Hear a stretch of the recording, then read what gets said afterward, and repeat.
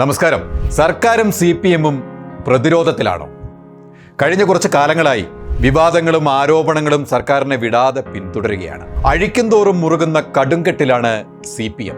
തിരഞ്ഞെടുപ്പ് ഗോതയിലെ ഭാഗിക തോൽവി കേരളത്തിൽ ഭരണത്തിലിരിക്കുന്ന CPM-നെ തെല്ലൊന്നുമല്ല ആകുലപ്പെടുത്തുന്നത്. അങ്ങനെയിരിക്കെയാണ് ഭരണവിരുദ്ധ വികാരം ഉൾപ്പെടെ CPM-ലെ പടലപ്പിണക്കങ്ങളും വിമത പ്രവർത്തനങ്ങളും സർക്കാരിന് തീർത്താൽ തീരാത്ത തലവേദനയായത്. കരുനാഗപ്പള്ളിയിൽ നേതാക്കളെ പാർട്ടി ഓഫീസിൽ പൂട്ടിയിട്ട് പ്രതിരോധം തീർത്ത സഖാക്കളുടെ കലിപ്പ് കണ്ണുമടച്ച് ഗോവിന്ദൻ മാഷ് വെട്ടിനിരത്തി. എങ്കിലും അവിടെ ഇപ്പോഴും ചൂളയിലാണ് അഗ്നി. പുക മാത്രമേ ഇപ്പോൾ പുറത്തു വന്നിട്ടുള്ളൂ. വിസ്ഫോടനങ്ങൾക്കായുള്ള കോപ്പ് കൂട്ടുകയാണ് അവിടെ എന്നാണ് അറിയാൻ കഴിഞ്ഞത്. നമ്മുടെ മാഷ് എത്ര കലി തുള്ളിയാലും ഇതൊന്നും അണികൾ കടക്കി വെക്കാൻ കഴിയില്ല എന്നതിന്റെ തെളിവാണ് തിരുവല്ല ലോക്കലിൽ സംഭവിച്ചതും, പാലക്കാട് കൊഴിഞ്ഞാമ്പാറയിൽ വിമത ഓഫീസ് തുറന്നതും, ആലപ്പുഴ മുൻ വൈസ് പ്രസിഡന്റ് BJP-യിൽ ചേർന്നതും, തിരുവനന്തപുരം മംഗലപുരത്ത് മധുമുല്ലശ്ശേരിയും കുടുംബവും ഇറങ്ങിപ്പോയതും, തുടർന്ന് നാണക്കേടിൽ പഴുത്ത് ആളെ പുറത്താക്കി എന്ന് പ്രഖ്യാപിച്ചതും. ആകെ നാണം കെട്ട അവസ്ഥയിൽ നിൽക്കുമ്പോഴാണ് നീലട്രോളി വിവാദം CPM-ന് തന്നെ വിനയായത്.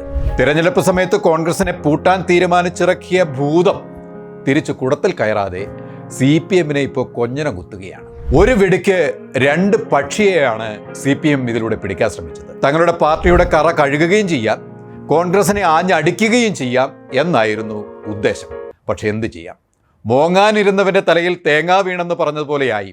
ഈ വിവാദത്തിന്റെ ഉച്ചസ്ഥായിയിൽ നിൽക്കുമ്പോഴും CPM ജില്ലാ സെക്രട്ടറി EN സുരേഷ് ബാബു പറഞ്ഞത്, പോലീസ് കുറുവാ സംഘത്തെ ചോദ്യം ചെയ്യുന്നത് പോലെ കോൺഗ്രസ് നേതാക്കളെ ചോദ്യം ചെയ്താൽ കള്ളപ്പണം വന്ന വിവരം പുറത്തു വരും എന്നാണ്. എന്തിനാണ് പരിശോധന നടന്ന ദിവസം രാത്രി താൻ കോഴിക്കോടാണെന്ന് രാഹുൽ വിളിച്ചു കോവിയതെന്നും സെക്രട്ടറി കൂട്ടിച്ചോദിക്കുന്നുണ്ട്. ഫെനി എന്തിന് ഹോട്ടലിൽ വന്നു?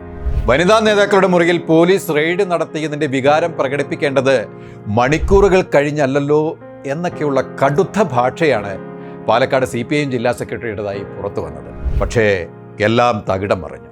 പാലക്കാട് ഉപതെരഞ്ഞെടുപ്പിനിടയിൽ പൊട്ടിപ്പുറപ്പെട്ട ഈ നീലട്രോളി വിവാദം CPM പറഞ്ഞതിന് ഘടകവിരുദ്ധമായാണ് പോലീസ് കണ്ടെത്തിയത്. അതോടെ CPM തുറന്നുവിട്ട കരിമൂർഖൻ CPM-നെ തന്നെ തിരിഞ്ഞു കൊത്തുകയാണ്. സ്വന്തം മുഖം രക്ഷിക്കാനായി CPM നെട്ടോട്ടമോടുകയാണ് ഇപ്പോൾ.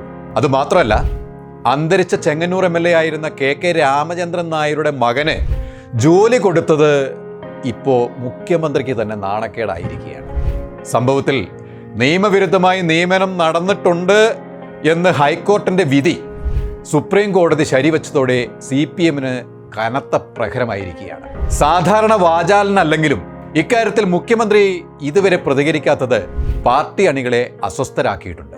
അവരിന്ന് പ്ലാനരാണ്. കൂടുതൽ വാർത്തകൾ ലഭ്യമാകാൻ ഞങ്ങളുടെ channel like, share and subscribe ചെയ്യുക. സബ്സ്ക്രൈബ് ബട്ടണിലെ ബെല്ലൈക്കൺ എനബിൾ ചെയ്യാനും മറക്കരുത്.